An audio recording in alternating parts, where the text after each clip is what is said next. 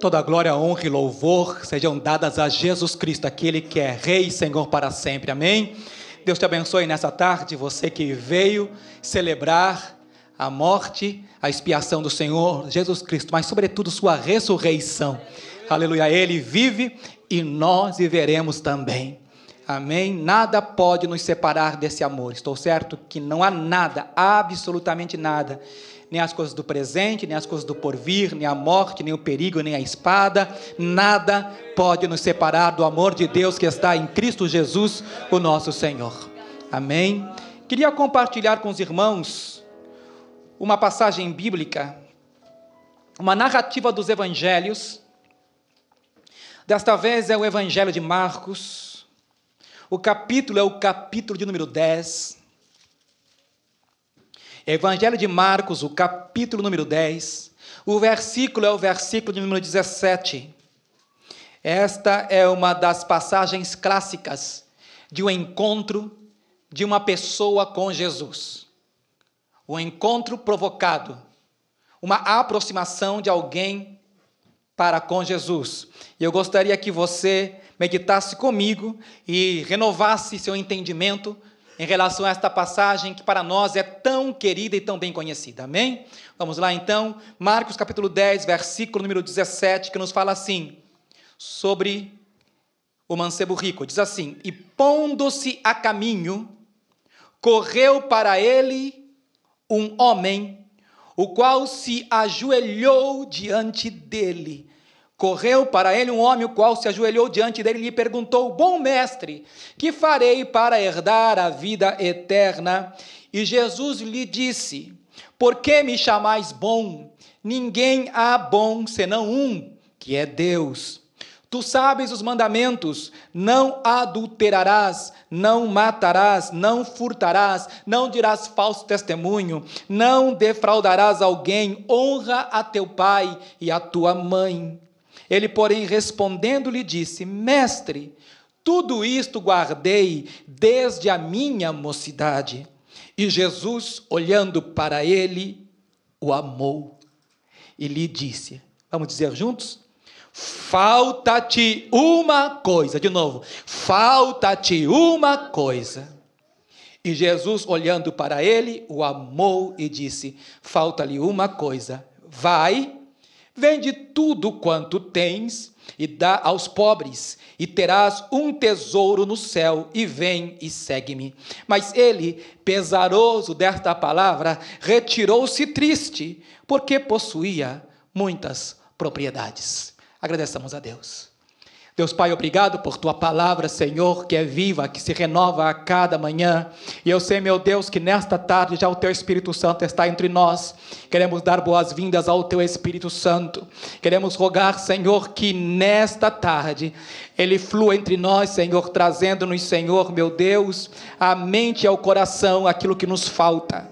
Senhor, eu rogo, Deus, fala comigo, fala com a igreja. Peço, Senhor, a presença dEle, do Espírito amoroso, da comunhão. Meu Deus, que esteja presente entre nós. Eu rogo no nome poderoso do nosso amado e grande Salvador. Em nome de Jesus. Amém, amém. Você já sabe, senta adorando e exaltando o nome do Deus vivo e verdadeiro. Qual é o motivo que impulsiona alguém a seguir a Jesus? Qual é a motivação do coração daquela pessoa que se aproxima do Senhor?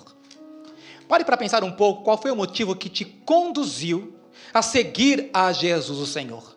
Existem, certamente, diferentes formas, maneiras, pelas quais a pessoa se aproxima de Jesus.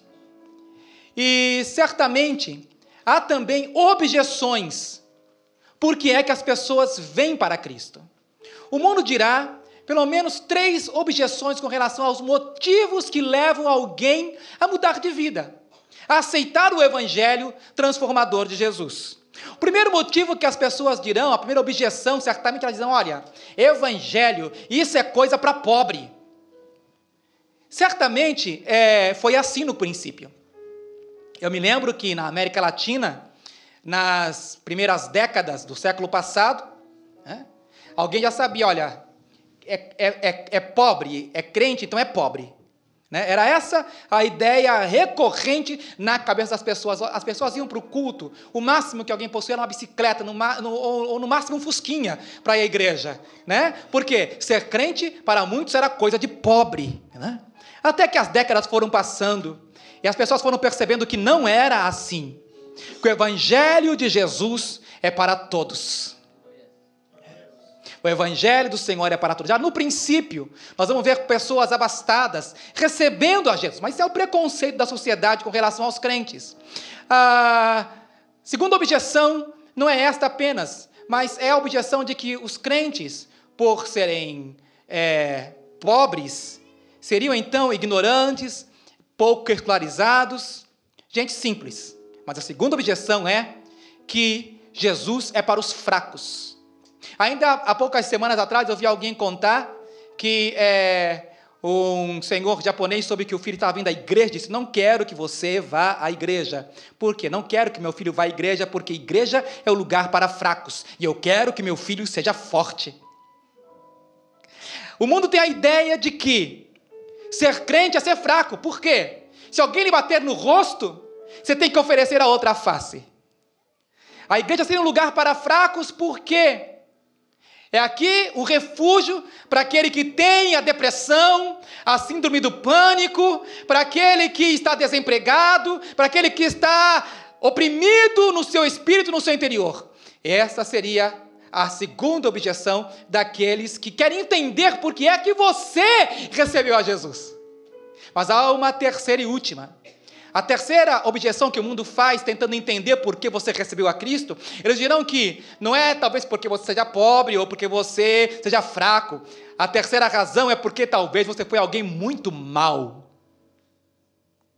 Há uma ideia de que, e mesmo dentro da igreja, aquela ideia de que, para que você seja um crente de verdade, você tem que ter um testemunho poderoso, tem que ter sido um traficante, uma prostituta, alguém que se arrebentou no mundo, já não tinha mais esperança, estava no fundo do poço, e ali Jesus vai lá e te resgata e traz para Ele.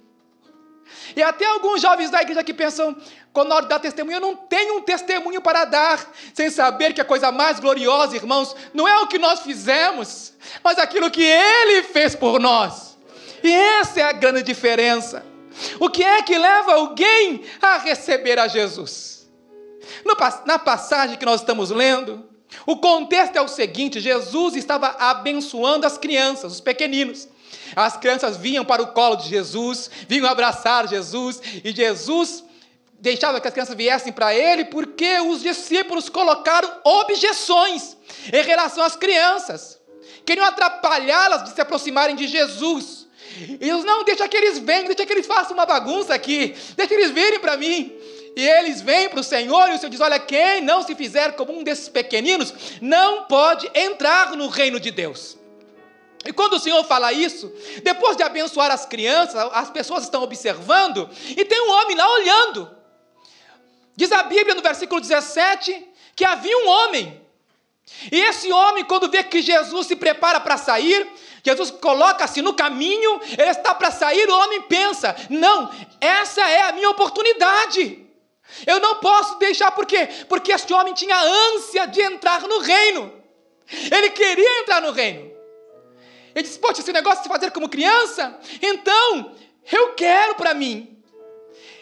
O Evangelho de Marcos nos diz simplesmente o gênero desta pessoa, que correu para ele um homem.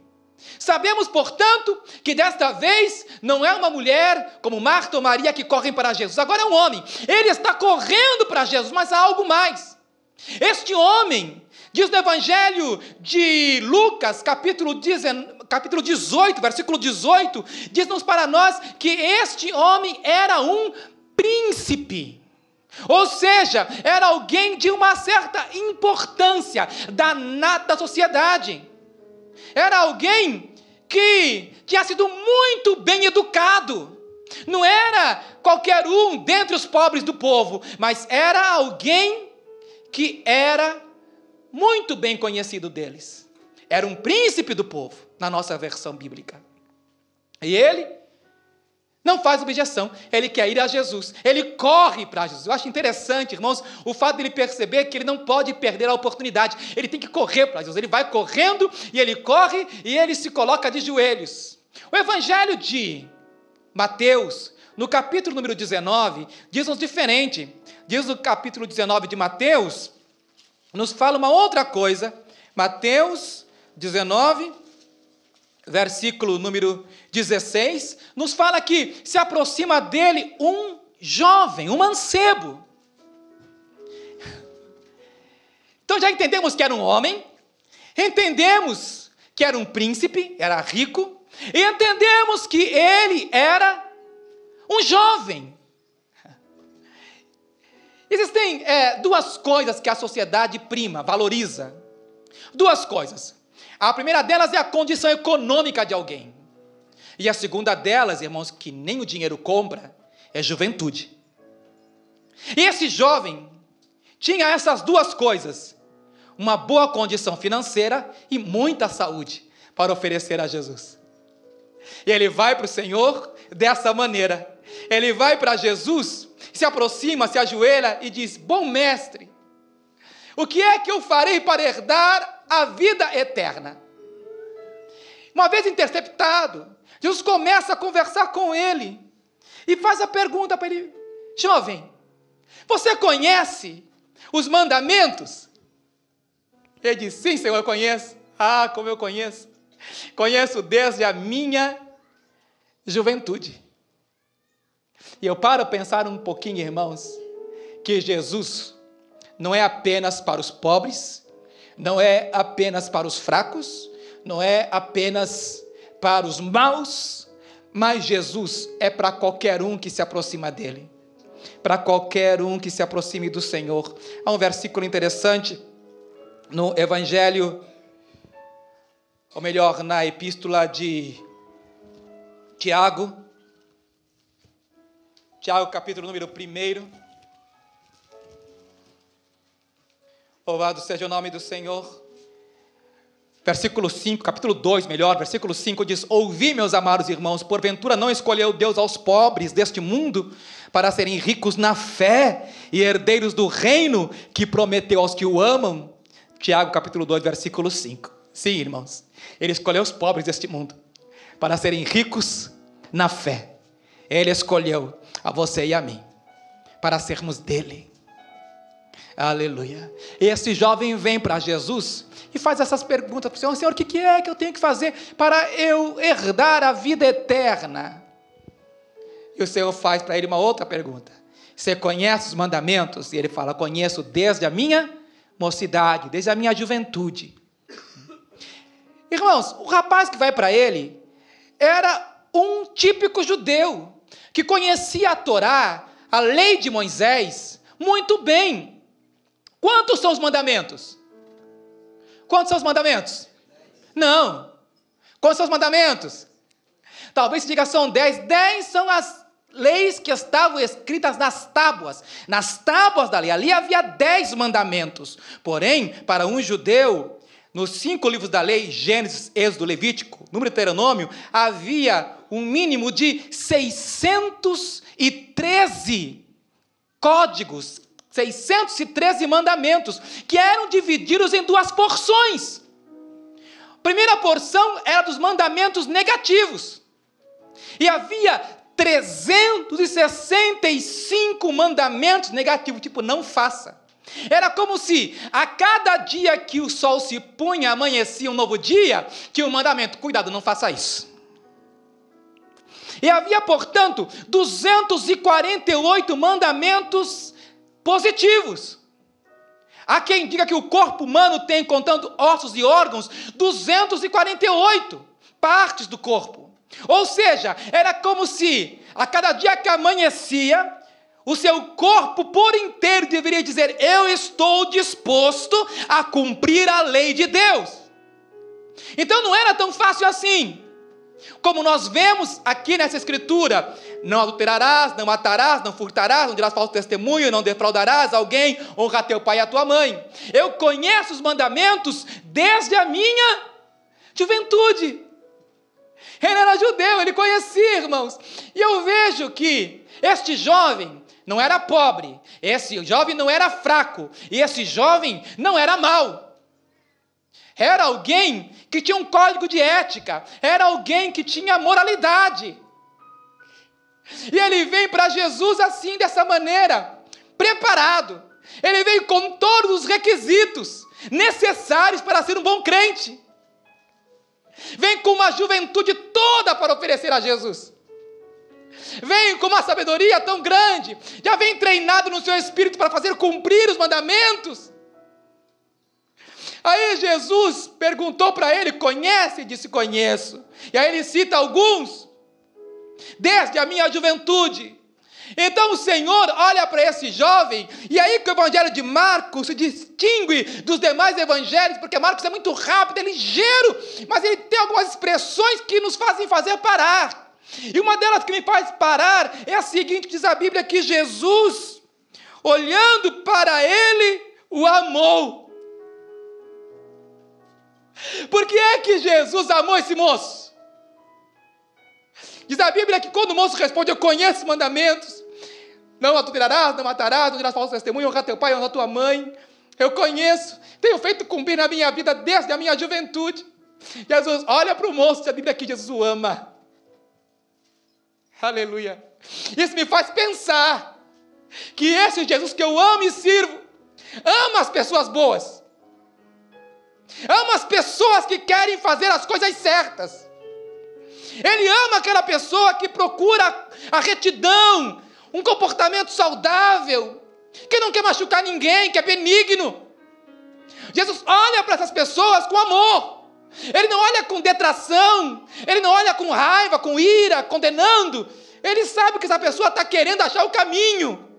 E esse jovem está querendo achar o caminho. Por isso Jesus olha para ele, sabia que Jesus o amou. Porque ele supunha, o jovem supunha que estava fazendo a vontade de Deus. Quantos de nós, irmãos, aceitamos a Jesus? E hoje é um dia de celebração, porque nós aceitamos a Jesus. Há quem tenha aceitado a Jesus, porque chegou aqui ao quebrado, porque era pobre, talvez enfermo.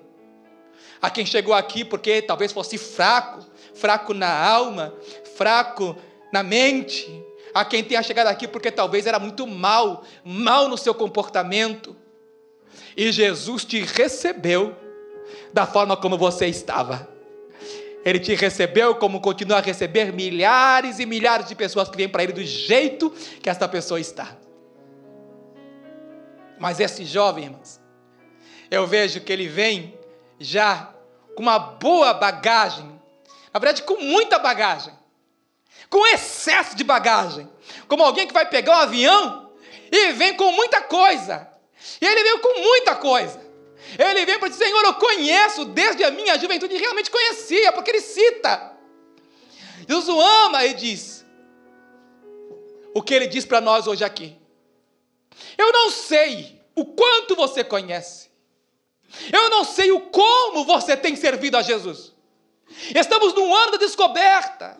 Eu não sei o que você já descobriu acerca de si mesmo e acerca de Jesus. Mas há uma coisa importante. Como Jesus disse a ele, diz a mim e a você.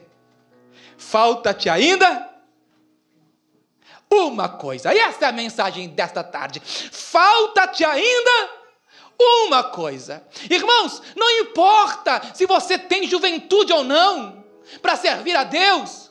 Não importa se você tem condições econômicas para servir no reino de Deus ou não. Não importa se você é uma pessoa com tremendo código de ética. Não importa quem você é. Se você não entender que falta-nos ainda uma coisa. E o que é que falta, pastor? Talvez você e eu somos como esse jovem que vem correndo para Jesus e se ajoelha porque não quer perder a oportunidade de seguir Jesus. Ele quer seguir Jesus, por quê? Porque ele vê alguns que estão com o Senhor, aqueles mesmos imperfeitos que estão impedindo os meninos de chegar a Jesus. E o Senhor fala para ele, ei, calma, alto lá, não impeça as crianças. E o homem está ali de longe vendo tudo. Ele vê, talvez até, ele se mediu com os outros e pensou, eu posso ser um discípulo de Jesus. Eu quero seguir, quero ser como um desses aí, que está andando com Jesus. Eu quero ser um discípulo. Quantos querem ser discípulos? Amém. Então, precisamos descobrir neste ano, que talvez não nos falte uma coisa. E é claro, jovem, ora, irmãos, são 613 mandamentos, positivos e negativos. E é claro, irmãos queridos, que para um judeu não era uma coisa difícil. É mais ou menos como a gente quer aprender o Nihongo, o japonês, e sabe que se quiser realmente aprender, vai ter que acordar toda manhã e fazer uma liçãozinha de kanji. E talvez você amanheça o dia seguinte, amanhã eu vou aprender um kanji. Um kanji por dia. E passou o ano, nós não aprendemos nenhum. Porque a verdade é que não é impossível, mas como seria bom se aprendesse desde pequenininho. Seria muito mais rápido, muito mais fácil. Para o rapaz era fácil, porque os mandamentos já estavam impregnados nele. Mas ele não conhecia a essência do mandamento. Ele não conhecia que a natureza humana é falha e fraca. Que nós, por mais que queiramos obedecer, miseravelmente falhamos. E é isso que Paulo vai explicar em Romanos. Mas nesse caso, ele quer servir a Jesus, ele acha que pode seguir. E ele quer seguir o mestre, o Senhor diz, falta-te uma coisa. E quando ele está preparado para ouvir, o que é que me falta, Senhor? O que é que está faltando? Aí o Senhor destrincha, reparte esta coisa que falta em 3. Olha, primeira coisa que te falta, você tem que ir. Vai. Anda. Sai. Se você quer me seguir, você precisa se mover. Seguir Jesus é um movimento. É uma atitude. Seguir a Jesus implica em deixar uma zona de conforto. Se eu quero seguir a Jesus, eu tenho que entender que as coisas não podem ser de acordo com o meu código moral, do meu jeito, da minha maneira. Se eu quero seguir a Jesus, eu tenho que sair. Vai. E a grande pergunta é, você tem saído nesse ano da sua zona de conforto? Você já saiu? Você está disposto a ir com Jesus para onde Ele te levar? Ou será que chega de manhãzinha, Ele já quer despertar e você não desperta? Ele quer que você vá e você não vai? Seguir a Jesus é um contínuo sair do lugar de conforto. Se esse rapaz quisesse seguir a Jesus, ele tinha que entender que a primeira coisa, uma coisa te falta, vai. E o Senhor, neste dia, diz para você e para mim, você tem que ir. Vai com Jesus, porque se você não for com Ele, você não está seguindo. Vai com Jesus. É necessário que nós saiamos com Ele, que nós caminhemos com Ele. Hoje pela manhã, esta mesma mensagem foi pregada no culto espanhol. Em espanhol não está escrito vai, está escrito anda. Então, irmãos, nós temos que sair do lugar. Nós temos que tomar atitudes, se nós realmente estamos dispostos a seguir a Jesus. Mas aí tem mais. Eu falei para vocês que Ele destrincha esta coisa que falta. Ele diz, vai, e o quê? Vende tudo. Vai e vende. A segunda coisa que o Senhor diz para ele é que ele deveria vender. Ou seja, desapropriar-se. Ele deveria tirar de si o que era acúmulo, o que era excesso. Mas foi mais do que o excesso. Não é como você selecionar, não é como aquela pessoa, por exemplo, aquela mulher que abre o guarda-roupa e vê que tem todo tipo de sapatos e quer colocar mais um e não tem espaço. Não. Ele diz para nós, irmãos, que se fosse a mulher, deveria não dar alguns sapatos, mas desfazer-se de todos, porque há muitos descalços. Era como se dissesse, se você quiser me seguir, você tem que ser um descalçado.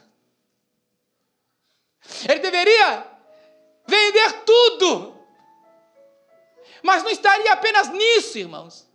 E a minha pergunta para você é, você já vendeu tudo? Se nós estamos seguindo a Jesus, minha pergunta é: você já vendeu tudo?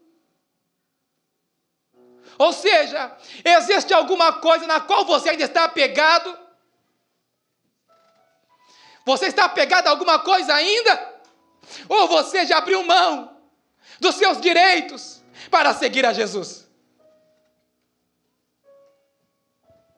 Vai e vende. Se o Senhor parasse, aí está bom. Ainda mais para alguém que era experiente nas equações, nos investimentos. Eu vendo, comprei por 10, vendo por 30 e fico com 20. Que bom seria. Mas não, ele diz: vai, vende e dá. Vai, vende e dá. Olha para o seu irmão e diga: vai, vende e dá.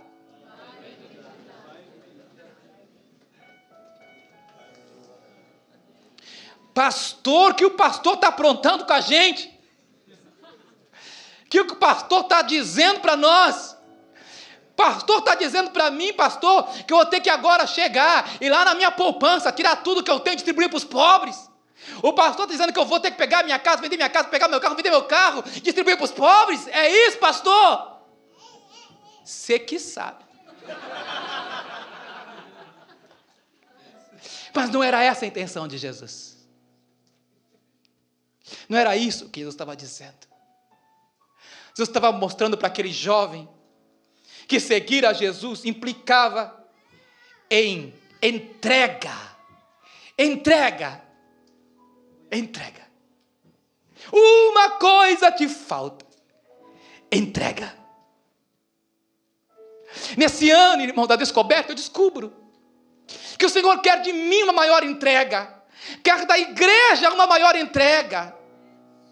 Nós não podemos dizer que estamos seguindo a Jesus se nós ainda não fizermos uma entrega total para Ele. E é nesse contexto, irmãos, que o jovem olha para o mestre, porque ele faz uma avaliação dos seus bens e vê que tem tanta coisa que não dá para desfazer, para abrir mão. Então ele olha para Jesus, irmãos queridos, diz a Bíblia que ele é pesaroso, fica pesaroso e vai embora triste. Ele foi correndo e vai embora lentamente. Ele corre para Jesus e vai devagarzinho, pesaroso, com um peso nas costas, com uma tristeza. E olha, irmão, Jesus amou esse menino. Jesus amou. E o rapaz vai embora. E eu fico pensando que se esse Jesus que nós servimos fosse um pregador atual, eu diria: ei, volta aí, fica só com o dízimo que tá bom. Talvez se fosse um pregador de teologia de prosperidade, diria para ele assim: não, espera um pouquinho, vamos reconversar, não vai embora não. Mas Jesus não faz isto. Jesus não faz do evangelho uma negociação, uma negociata, não. Evangelho é isso, é entrega total, não tem barateio da oferta. O evangelho é isso, é um desapego, é um corte total de nossos próprios direitos. Antes que você saia por aí vendendo tudo que você tem, preste bem atenção que Jesus não exigiu isso de um Zaqueu, não exigiu isso de um Nicodemos, não exigiu isso de tantos outros ricos que o seguiram, porque o que o Senhor está observando, irmãos queridos, é essa voluntariedade, essa disponibilidade. Aleluia. A paz foi embora, irmãos. Jesus olhou em redor, viu todas as pessoas paradas à sua volta, olhou para os discípulos e faz uma observação: quão difícil é para um rico entrar no reino dos céus. Que difícil é para um rico entrar no reino. Ele disse: quão dificilmente entrarão no reino de Deus os que têm riquezas. Os discípulos guardaram aquilo, eles vão para casa, eles estão com aquilo ainda na mente, no coração. Eles olham para o Senhor e o Senhor diz para ele: olha, é mais fácil passar um camelo pelo fundo de uma agulha do que um rico entrar no reino dos céus. E antes que você me pergunte o que é que Jesus queria dizer com essa expressão, é mais fácil um camelo entrar pelo fundo de uma agulha, Eu vou explicar para você. Há quem diga, como um querido amigo meu, que é missionário lá em Israel, uma vez ele me levou lá para os muros, na porta da entrada principal da cidade santa, e me mostrou a muralha, e disse para mim assim, olha, está vendo aquela fenda no muro, aquelas várias fendas? Eu disse, estou. Sabe o que é aquilo ali? Eu disse, não. Sabe que aquelas fendas ali são o buraco da agulha. O nome daquela fenda é o buraco da agulha. Ele disse, quando Jesus pregou aqui junto, ele olhou para aquelas fendas e disse, e era muito claro para eles, porque eram uma rachaduras assim, feitas, era impossível para um camelo passar ali. Essa é a conclusão do meu amigo. Mas há quem diga que não era isso. Há quem diga que foi um erro ortográfico, porque a palavra camelo e a palavra camilo, ou corda em grego, são muito parecidas. Então ele fez um trocadilho. Há quem diga ainda que aquela entrada de Jerusalém tinha uma porta pequena, a cidade se fechava quando chegava a noite, e tinha uma porta pequena que só dava para passar um camelo vazio e abaixado. O camelo tinha que se ajoelhar, tiravam as bagagens, os excessos, e empurravam o camelo passava por aquele buraco. Esse era o buraco da agulha. Por isso o Senhor falou que era mais fácil um camelo passar pelo buraco de uma agulha do que um rico entrar no reino dos céus. Sabe, irmãos, eu fico vendo essas diferentes interpretações e eu acho o seguinte, olha, gente, está todo mundo errado. Agulha é agulha e camelo é camelo. O que o Senhor está querendo dizer apenas é que é difícil mesmo, é impossível. E quando ele fala para os discípulos assim, olha, quão difícil é mais fácil passar um camelo pelo fundo de uma agulha, ele está explicando aquilo que os discípulos entenderam. Pois eles disseram para o Senhor, então é assim, Senhor, então quem é que pode salvar-se? Olharam para ele, e o Senhor olhou para ele e disse, olha, para o homem isso é impossível, mas para Deus, nada é impossível. Aí eu vejo que aquele rapaz bom se equivocou numa coisa, que por melhor que seja eu ou você, ninguém tem perfeição absoluta para entrar no reino dos céus. Ninguém de nós tem coração de criança para entrar no reino dos céus. A gente vai envelhecendo, irmãos, e a gente vai percebendo quantos erros a gente comete, quantas falhas a gente faz, e a gente percebe quão imperfeita a gente é, e a gente realmente precisa de Jesus. Somente Ele é perfeito. Somente Ele pode te dar a salvação. Hoje, um camelo tem que entrar pelo fundo de uma agulha. Esvazia. Joga os excessos fora. Vem como você está para Jesus, Ele fará a grande diferença na sua vida. Tira todo excesso de bagagem, porque ninguém pode entrar no reino de Deus assim, com tanta mesquinhez, tanto egoísmo, tanta vaidade, tanta prepotência, tanto orgulho, tanta vanidade, tanta vaidade. Você pode vir para Jesus do jeito que você está. Você pode vir para Ele com seus erros e acertos, com os seus defeitos e com as suas habilidades. Você pode vir para Jesus do jeito que você está. Vem, Ele te recebe.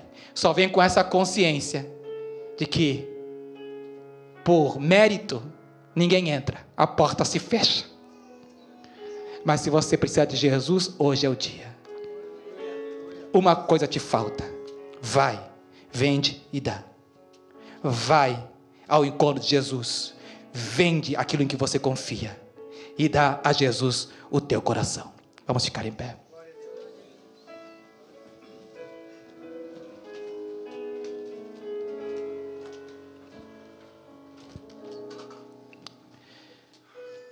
Senhor, nós somos gratos a Ti, meu Deus.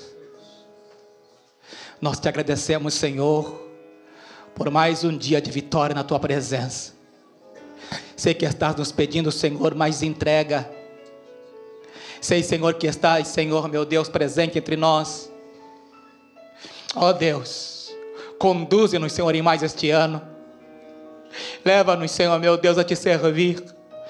E que, Senhor, ir, Senhor, vender e doar-se, não seja apenas uma metáfora em nossa vida, Senhor, mas uma realidade, Senhor, de um coração que se predispõe a fazer a Tua vontade. Usa-nos, Senhor, para a Tua glória. Que esse ano seja um ano, Senhor, de descobrir, Senhor, a bênção do desprendimento para a glória do Teu nome. Abençoa a igreja, Senhor. Eu rogo, meu Deus, que esta semana seja uma semana de bênçãos da vida, Senhor, daquele que ouviu a palavra, Senhor, e está disposto a atendê-la.